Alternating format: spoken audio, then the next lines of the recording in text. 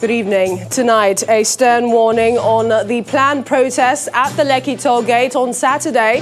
Federal and Lagos state governments say they should drop the idea. More state governors proffer solution to the farmer-herder crisis. Ranching review of ECOWAS migration protocol top the list. The apprehension of UTME students in Abuja in spite of the extension of national identity number registration. We may miss our exams, they say. And US President Joe Biden cancels funds for border war as Trump impeachment trial enters day 3. Well, we have business, sports and later international news from our London studios. But on business news tonight, Senate summoned Central Bank Governor Godwin Emefiele over the recent ban on cryptocurrencies transactions in the country. Plus, on sports tonight, Bayern Munich puts an icing on the cake in a historic season for the German side by lifting their 6th trophy at the FIFA Club World Cup final. And from Abuja, House of Representatives threatens to wield the big stick against NNPC Group Managing Director if he fails to honor the invitation for the 4th time.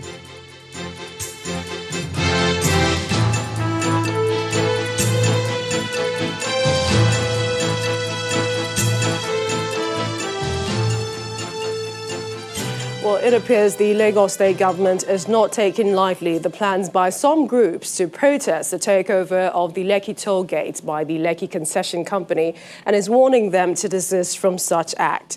This message is coming from the State Attorney General and the Commissioner for Justice, who says such groups will not be allowed to infringe on other people's rights. He was joined at a press briefing at Alausai Keja by the State Commissioner of Police, who also stressed that the police are ready to secure the state and ensure that any form of protest or gathering does not take place in Lagos.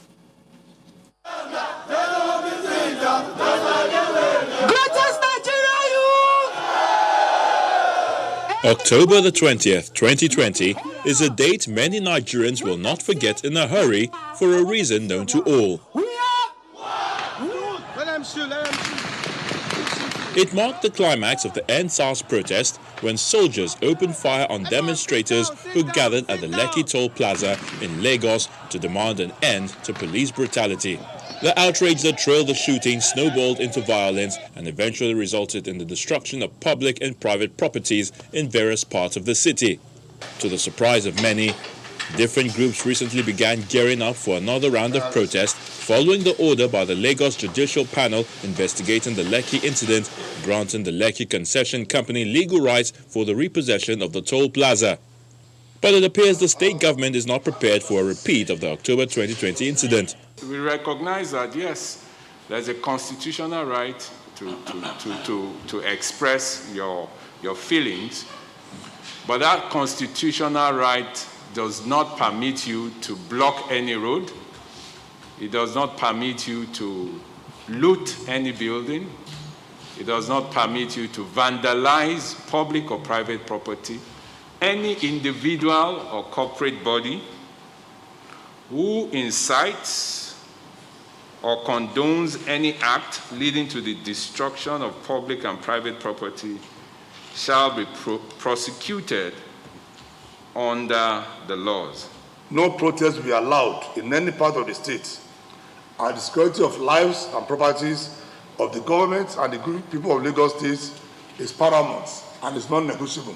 Adequate arrangement and deployment of security forces to kick against and dislodge any violent protest, either for or against, gathering and procession in any part of the state has been in place.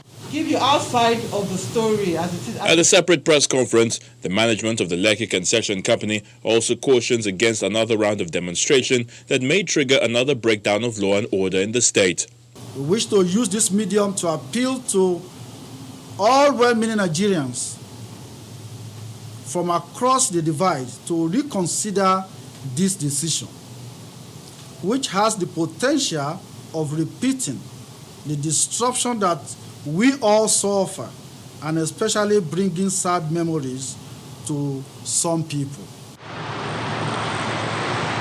Although there have been divergent views regarding the decision of the Lagos Judicial Panel to hand over the Lekki Toll Plaza to the LCC, Lagosians would certainly not wish to see a repeat of the incident that left the government and many business owners with sad memories, following the huge losses from the violence that trailed it.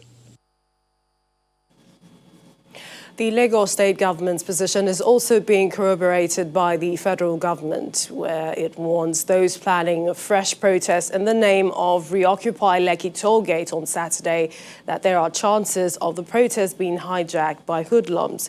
The Minister of Information, Mr. Lai Mohammed, who gave the warning at a news conference in Abuja, says violence under the guise of another EndSARS protest would not be tolerated by the federal government. He explains that government is watching the roles being played by social media platforms and security agencies have been placed on red alert to stop the violence.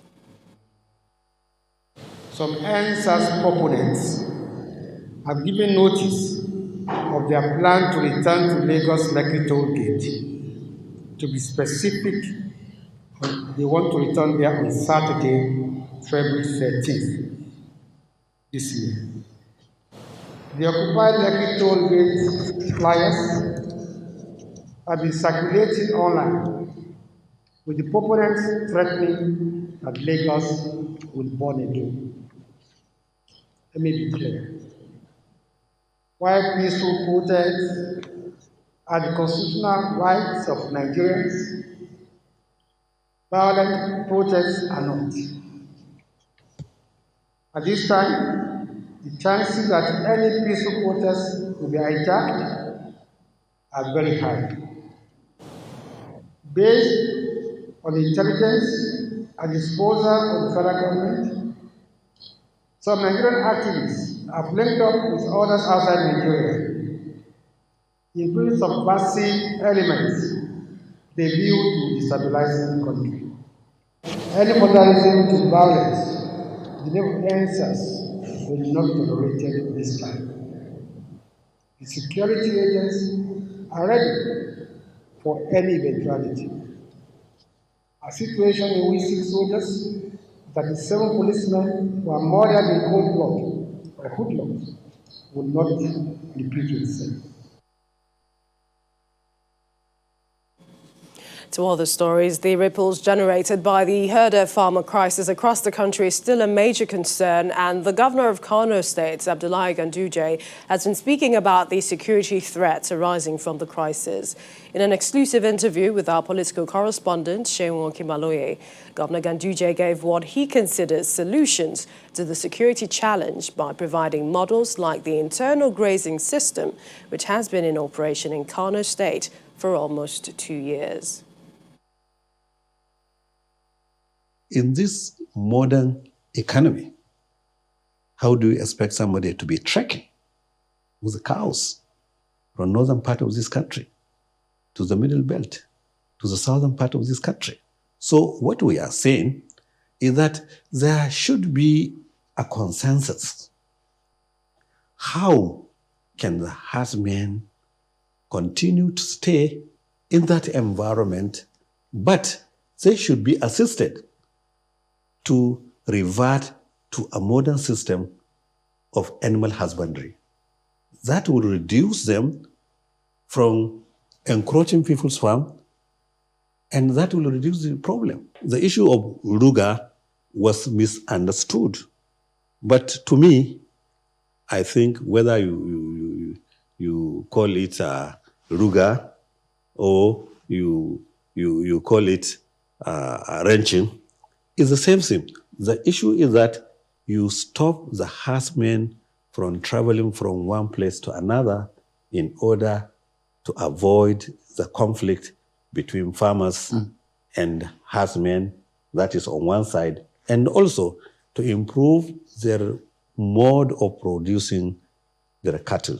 That will definitely improve their economy. But people misunderstood it. People, especially those in the southern part of this country, they thought it was an arrangement whereby people's land will be confiscated, will be given to the herdsmen, and the herdsmen will localize, will come and invade them, and something there was a lot of suspicion and misunderstanding. Boils down to criminality among the herdsmen. The few criminals among them, they make the relationship very, very difficult. So, you see, we need data. We need to know who are these herdsmen. We need to have their identity. So it brings me to the statement you made and the suggestion you made about banning. So when you use that kind of word, you're talking about some kind of legislation. Yes. So how do we go about it? Well, to ban the trekking, not the movement of cattle through rail system or haulage in vehicles, not banning that one. That one will prevent the movement of meat from one part of the country, which is not good for the economy. But what we are saying, those who are trekking and following the cows and creating problems along the route, that should be banned. That's all what we are saying. And those who are saying should not be banned, let their children come and join this kind of practice. Meanwhile, Governor Samuel Ortom of Benue State believes that reviewing the ECOWAS protocol on free movement will go a long way in stopping the illegal migration of killer herdsmen into Nigeria. Governor Ortom stated his position at a news conference in Abuja, where he commended the Northern Governors Forum for supporting cattle ranching as part of the resolution to the rising attacks by herdsmen. The governor insists that majority of arson and killings by herdsmen are perpetrated by foreign herders who have infiltrated the country. If a state of emergency is not declared on security in this country, we may wake up one day and discover that we have no country. And the worst thing is that most or almost all the herdsmen who are terrorizing this country, they are not even Nigerians. I have said this several times. Mr. President also admitted this when he visited United Arab Emirates. Because it is not right to allow just herdsmen to come in the name of ECOWAS protocol. I have also read the ECOWAS protocols and given to my lawyers to also read. There are procedures to follow before you come into Nigeria. You must profile those people coming in, including their cattle. We must review the ECOWAS protocol because it does not favor us for now. I commend my colleagues, the Northern Governors Forum, particularly the chairman of Northern Governors Forum, for accepting that ranching remains the only solution to bring peace for our people in our country, Nigeria.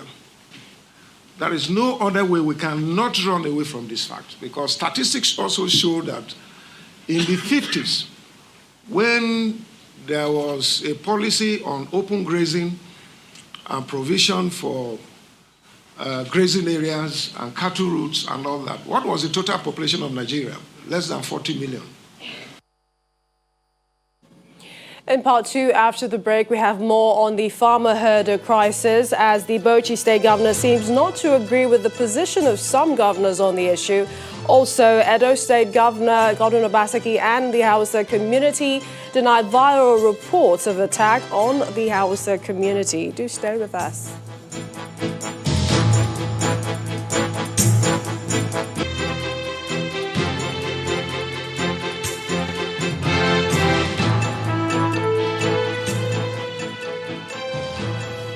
Welcome back. If you just joined us, you're watching the news at 10 live on Channels Television Lagos. A reminder of our top stories.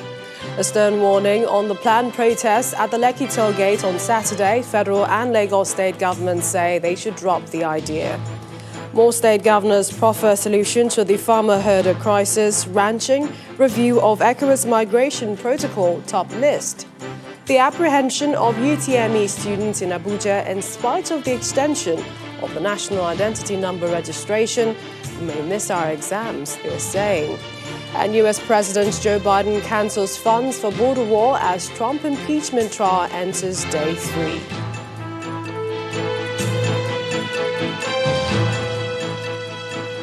Now, on the farmer herder crisis, let's listen to the Bauchi State Governor Bala Mohammed, who says that no one has the exclusive reserve to the forest in Nigeria, noting that it belongs to everyone.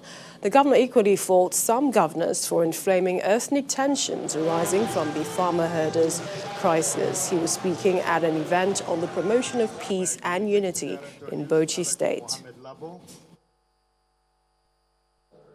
You have seen what our colleagues in the southwest are doing, and some of them from the southeast. Some of us told them with all modesty and humility, you are wrong.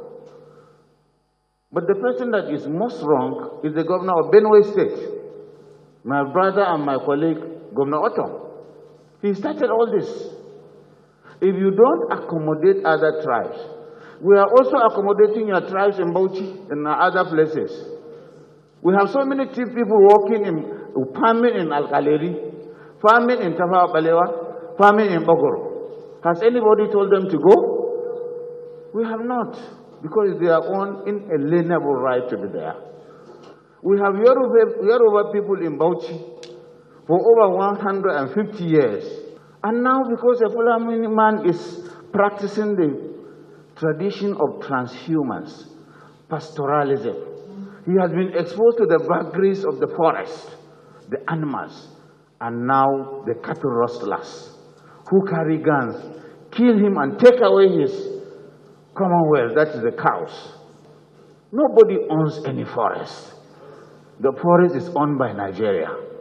Under Section 23, 24, 25 of the Constitution, every Nigerian is free to stay anywhere. In the meantime, the head of the Hausa community in Edo State, Adamu Issa, has debunked killings of herders in the state and says it is fake news from social media, adding that all is well in the Hausa community in the state.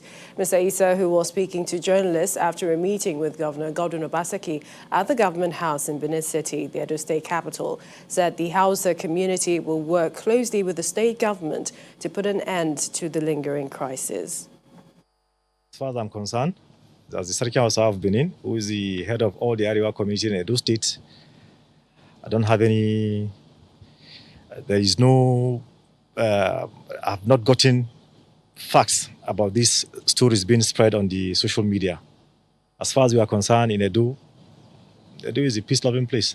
Herders, farmers, clashes is something that is an old issue, but we are trying our best to try to cooperate with the government of the day to make sure that at least we bring it down to the barest minimum. On his part, Governor Obaseki maintains that many fake stories on alleged clashes between farmers and herders circulating online are the handiwork of mischief makers who want to disrupt peace in the country. I just see a deliberate attempt by some misguided people to play politics with security in Nigeria. And this is really, really unfortunate. More people have died from COVID. Many, many more people have died from COVID than the so-called, security issues or clashes. You went with me around some parts of the state 2 days ago. And yes, there have been unfortunate incidents. And it's not unusual at this time of the year, the dry season, when a lot more herders are looking for pasture, and then straying into other people's properties and farmlands. We have in Edo State set up systems to check this. We're just going to reactivate those systems. For instance, every local government must have a committee to deal with herders and farmers' crisis. Back in the southwest, 2 persons are said to have been killed in K2 area of Yewa North local government area after suspected killer herders stormed the place today. The police spokesperson in the state, Mr. Bimbola Oyeyemi, said the command gathered that the suspected criminal herders were on rampage in Owode K2, Egua, Igbogila to unleash terror on those communities. He said that men and officers of the police working with local hunters and vigilantes are currently combing the forest to track down the perpetrators.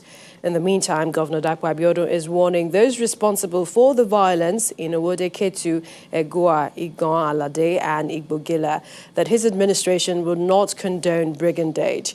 He says, quote, "We will not condone any act of criminality in the state, no matter who is involved. The police and other security agencies have been directed to go after the perpetrators of these acts and bring them to book."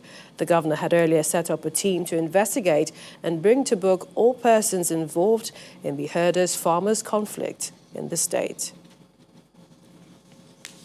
Against the backdrop of the tension raised by the farmer-herder crisis, the Nigeria Governors Forum has resolved to urgently convene an emergency meeting of all governors to address the economic and security risks arising therefrom. This was part of resolutions of the forum during its 25th teleconference meeting, the second this year, held February the 10th. The governors also agreed on the need for the country to transition into modern systems of animal husbandry that will replace open, night and underage grazing in the country. To this end, the state governments are to put in place systems to fast-track the initiative adopted in the National Livestock Transformation Plan for grazing and ranching in the country. While restating the right of all Nigerians to live anywhere in the country, the forum says it strongly condemns criminality and the ethnic profiling of crime in the country, encouraging all governors to address this matter head-on in their various states. Other resolutions of the NGF include to encourage quick delivery of COVID-19 vaccines to Nigerians by relevant agencies, to encourage local production of vaccines in the medium to long term, ensure the vaccines are administered equitably first to frontline workers, and encourage payment of basic healthcare provision fund to pilot states. Well, let's bring you some more stories, this time from the nation's capital, where Linda Kigbe is standing by. Hi, Linda. Hello, Millicent. Welcome to Abuja. We begin with the House of Representatives. The House of Representatives Committee on Public Accounts is expressing displeasure over the refusal of the Group Managing Director of the Nigerian National Petroleum Corporation, NNPC, Mr. Mele Kyari, to appear before the committee. The committee says it is unhappy that for the 10th time, the NNPC has written to it seeking deferment of appearance. Lawmakers are furious and have resolved to grant the GMD one more opportunity or would be forced to wield the big stick. Mr. Kyari's invitation is over an audit query issued by the Office of the Auditor General of the Federation, alleging under-remittance of revenue from domestic crude oil sales totaling 3.878 trillion naira. The worst part of this story is that there are 18 subsidiaries on NNPC who also have queries to answer. And the Group Managing Director ordered them not to appear because they are subsidiaries. I want to say that the GMD is not in a position to dictate to the Parliament on how the Parliament should conduct its business. Clerk, do a strongly worded letter to the GMD and all the subsidiaries that we have invited, that if they fail to show up in the next adjourned date, rather than embarking on ruffle, summoning, arrest and all that, we'll simply resolve all the issues raised in favor of the Auditor General of the Federation and then tender it on the floor for adoption. When the News at 10 returns, Senate invites Central Bank Governor Godwin Emefiele to explain ban of cryptocurrency transactions in Nigeria by the Apex Bank. That's on Business News. Join us again.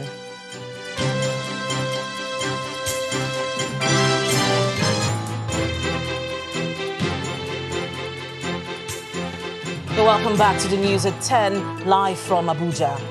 Some students in the nation's capital are calling on the federal government to address the logistic challenges confronting the National Identity Number enrollment exercise ahead of the 2021 Unified Tertiary Matriculation Examination.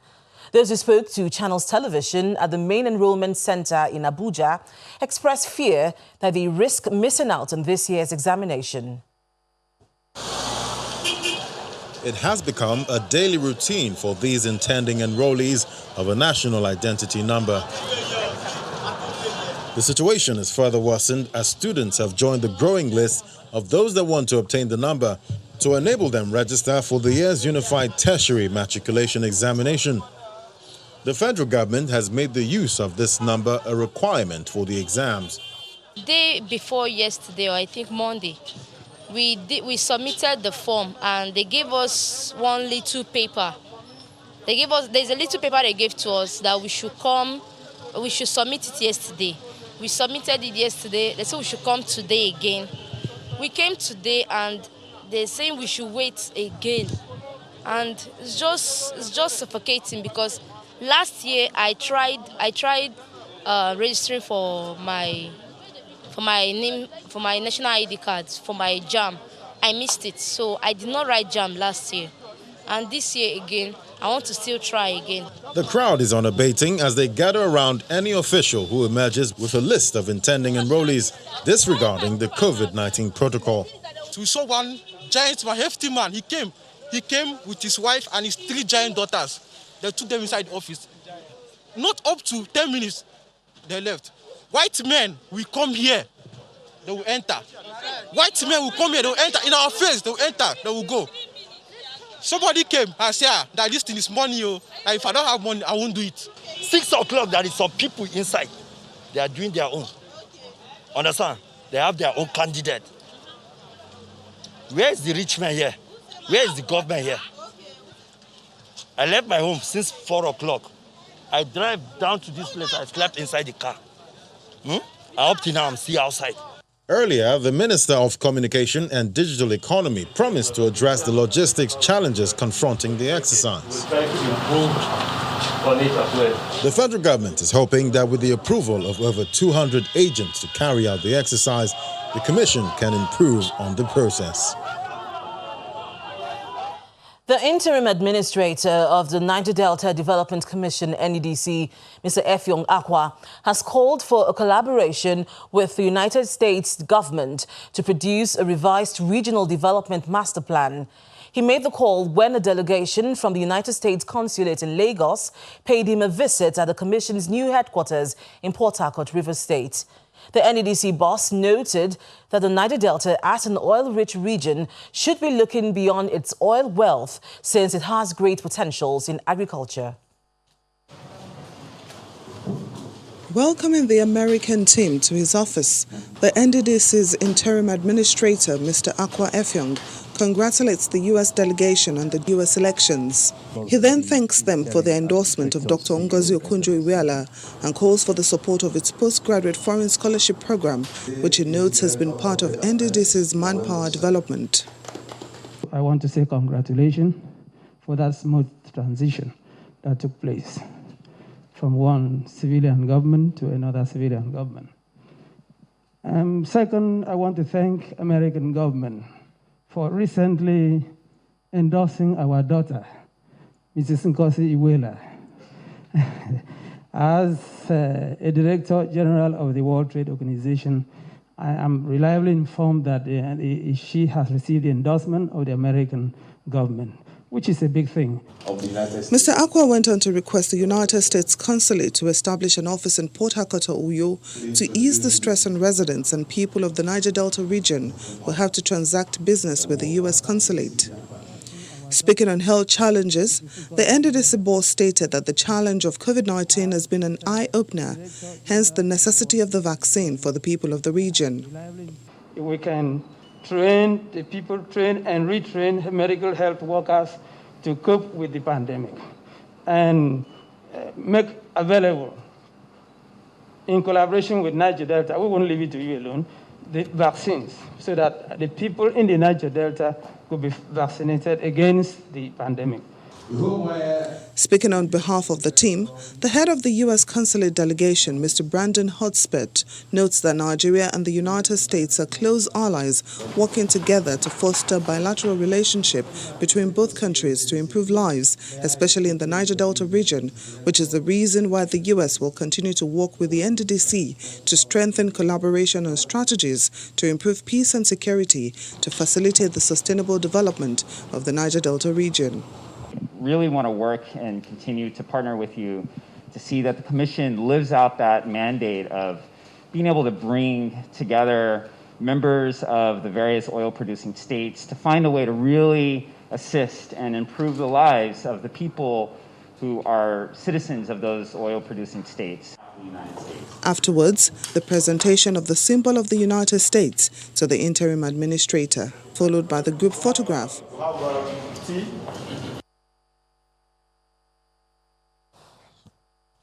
Meanwhile, Rivers State Governor Nyesom Wike says members of the National Assembly are part of the reasons the Niger Delta Development Commission, NEDC, is not performing optimally.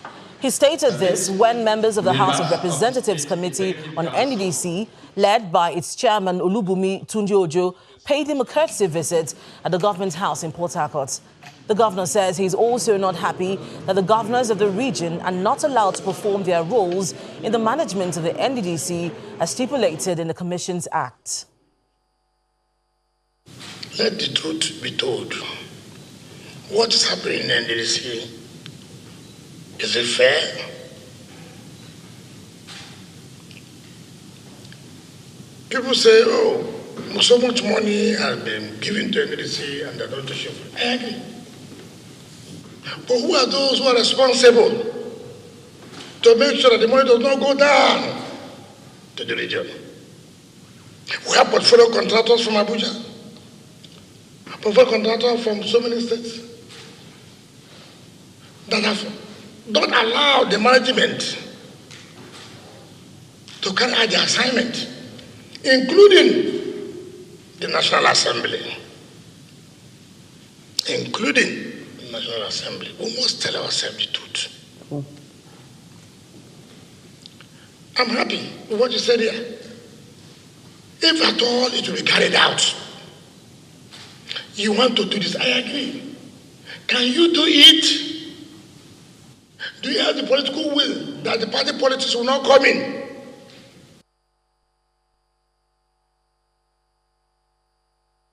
That's all from Abuja. Back to you, Millicent. All right. Thank you, Linda. Now, the first civilian governor of Lagos State, Alhaji LATEEF JAKANDE, has died at the age of 91. Lagos State Governor Babajide Sanwo-Olu confirmed the passing of the former governor on his Twitter handle. He says Alhaji JAKANDE's record of service as a journalist of repute and as governor of Lagos State will remain indelible for generations to come. Meanwhile, President Muhammadu Buhari has also expressed grief over the passage of the elder statesman. In a tribute, the president said he believes Alhaji JAKANDE lived for the good of others, state and country, and that his legacy of standing for all that was right for humanity will be long remembered. Alhaji LATEEF JAKANDE was governor of Lagos State between October 1st, 1979 and December 31st, 1983, and is credited with several developmental projects in the state in the areas of housing, education and health. His administration built several low-cost housing estates known as JAKANDE estates around various locations, including Ibai, Solo, Ikponri, Ejibo. He also constructed waterworks which met the water needs of Lagos residents at that time. He conceived and initiated the construction of the Lagos State Secretariat. We switch to some business news now. Here's TENIOLA, SHOBOWALE.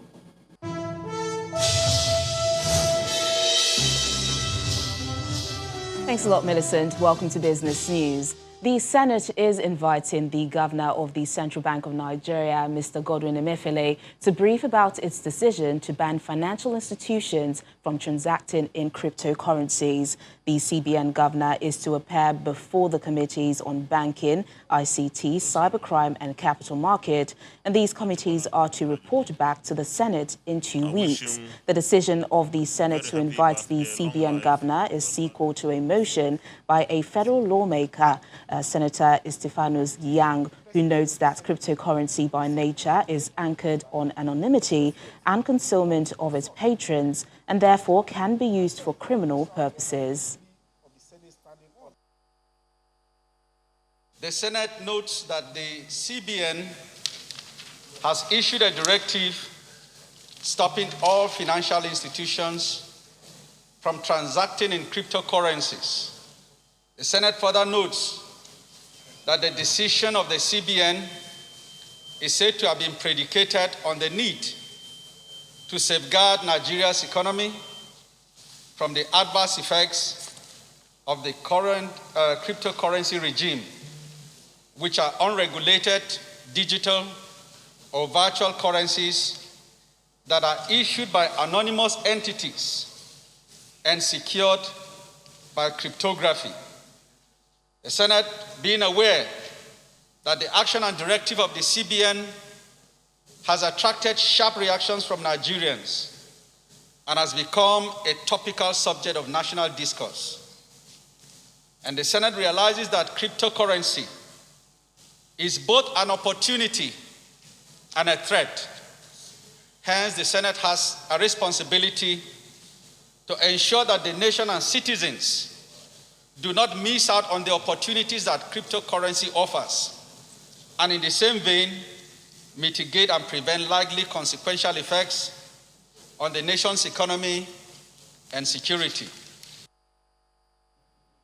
Well, with just 7 gainers, Nigeria's stock market halts an 8-day losing streak, despite recording a widely negative performance on the price chart. Well, Ekaite Afia has the details.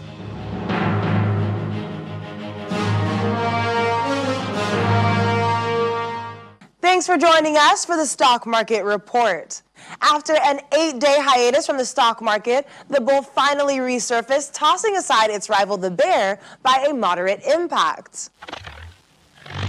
Well, there you have it. At the close of today's trading session, the all-share index bounced back by 0.78%, all thanks to gains recorded by the NSE's 2 most capitalized stocks, Dangote Cement and MTN Nigeria. Now, this comes on the back of investors' interest for both market heavyweights, which emerged among 5 other gainers, contributed largely to about 167 billion naira increase on the total value of listed equities.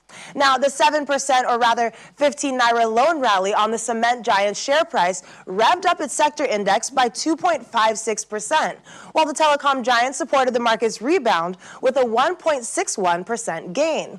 However, this does not mean that sell pressure is over, as 46 losers emerged on the price table, led by Linkage Assurance and Livestock Feed.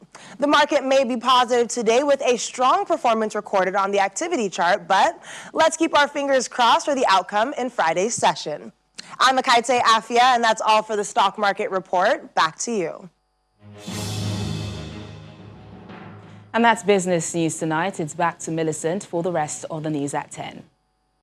Thanks, Teniola. Still ahead on the news at 10, U.S. President Joe Biden cancels funds for border war as Trump impeachment trial enters day 3. We have more from our London studio and around the world in 5. To stay with us.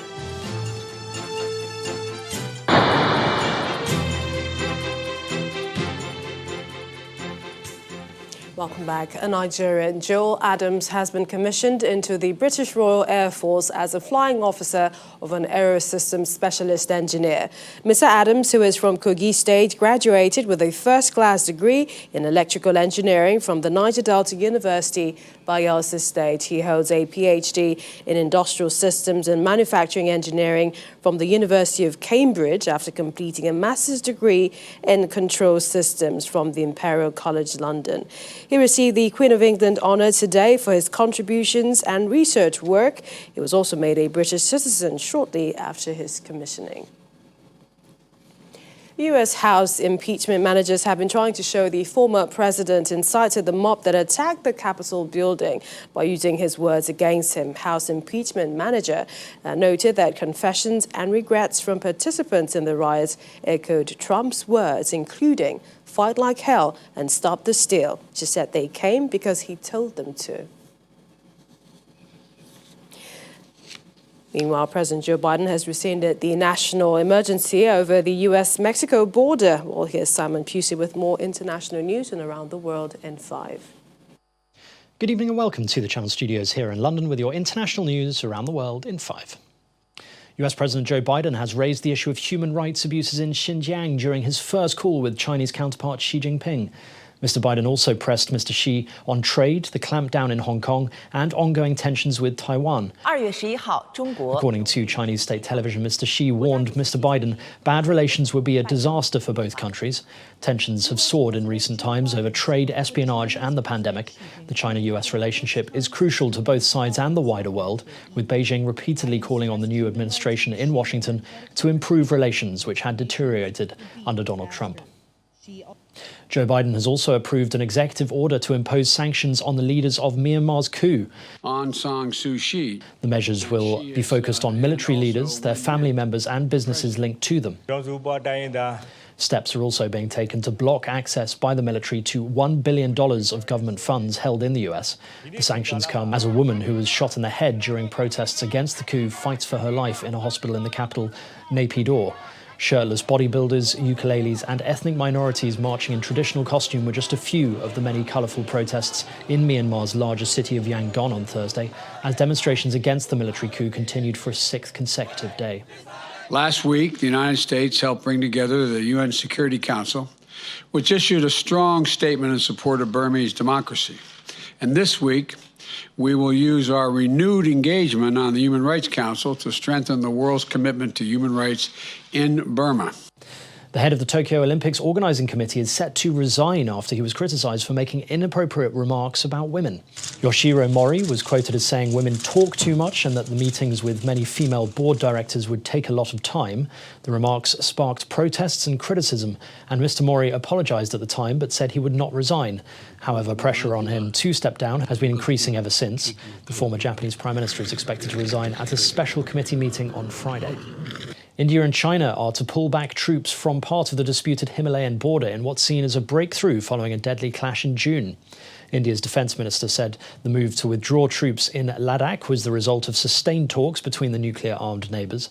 His remarks came a day after a similar announcement from China. Tensions have been high since the clash that left 20 Indian soldiers dead and a number of reported Chinese fatalities. Human Rights Watch has accused the Ethiopian military of indiscriminately shelling urban centres during the conflict in the northern region of Tigray last November. The US-based group said the attacks violated the laws of war and urged the government to investigate. The government has not immediately reacted to the accusations, but has previously defended the conduct of its forces. Homes, schools, hospitals and marketplaces were not spared when artillery was fired indiscriminately towards Tigray's towns and cities, according to the report. Instagram has removed the account of Robert F. Kennedy Jr. for making false claims about coronavirus and vaccines. The nephew of the late President John F. Kennedy has had his account permanently taken down for repeatedly sharing debunked claims. His Facebook account remains active despite similar claims posted there. These have included linking the death of legendary baseball player Hank Aaron to the COVID-19 vaccine. Facebook has vowed to remove false claims about COVID-19 vaccines to prevent imminent physical harm. And finally, say goodbye to the year of the rat and hello to the year of the ox. Many scenic spots across China are decorated with colourful illuminations and beautiful red lanterns, a symbol of good luck and expression of best wishes during the Spring Festival. The upcoming festival, also known as Chinese Lunar New Year, falls on Friday this year. Though the occasion is meant to be spent with family and friends, the ongoing coronavirus pandemic means that celebrations will look very different this year for the 1.5 billion people who observe the occasion. To celebrate, Chinese people hang up festive lanterns to express their best wishes for the coming year. And that's your international news around the world in 5. Now back to the Channel Studios in Lagos.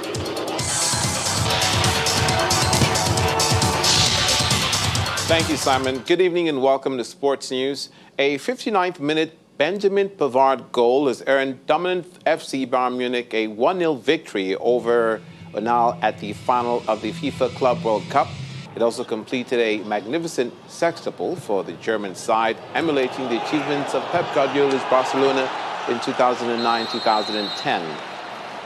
That's it on Sports News. Millicent, back to you.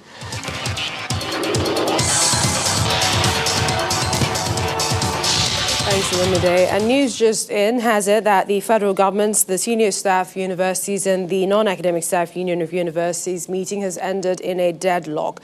The strike continues with both parties declining comments on deliberations of the closed-door session of the meeting. We'll bring you updates subsequently. And the main news again. Today, Benue State Governor Samuel Ortom wrote to President Muhammadu Buhari appealing to him to act before herdsmen drag Nigeria into another civil war. He also recommended a review of the ECOWAS migration protocol as a possible way out. His Kano State counterpart, Governor Abdullahi Ganduje, also insisted that ranching is the viable option. That's the news at 10 to 9. Thank you for watching. I'm Millicent Walker. Have a good night. Stay healthy.